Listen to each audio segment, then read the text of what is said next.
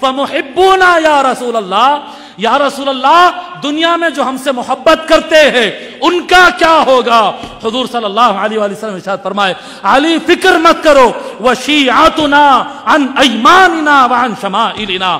المعجم الکبیر امام طبرانی، ابن عساکر ابن عساکر، مجمع الزوائد امام طبرانی، خطیب بغدادی، ائمہ کی لسٹ ہے، روایت کرتے ہیں، فرماتے ہیں کہ ہم سب سے پہلے جنت میں داخل ہوں گے، ہمارے بیوی بچے ہمارے ساتھ جنت میں جائیں گے، اور ہمارے رائٹ ہینڈ پر، لیفٹ ہینڈ پر ہمارے شیعہ یعنی ہمارے چاہنے والے ہمارے ساتھ جنت میں داخل ہوں گے۔ اے علی، تیرا نام لینے والے، تیرے ساتھ چلنے والے سب سے پہلے ہمارے ساتھ جنت میں داخل ہوں گے۔ اب یہاں پر کیونکہ اس حدیث شریف میں لفظ شیعہ ہے،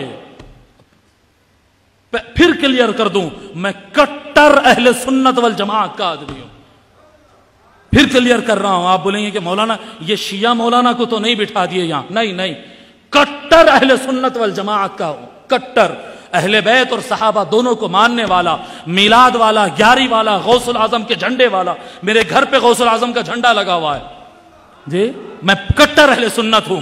میں بتا رہا ہوں کیونکہ اس حدیث میں شیعہ کا لفظ آ گیا، ہزاروں لاکھوں مولانا لوگ اس کو پڑھتے ہیں، سائیڈ میں ڈال دیتے، بولے یہ حدیث تو لوگ کو سنانا ہی نہیں ہے۔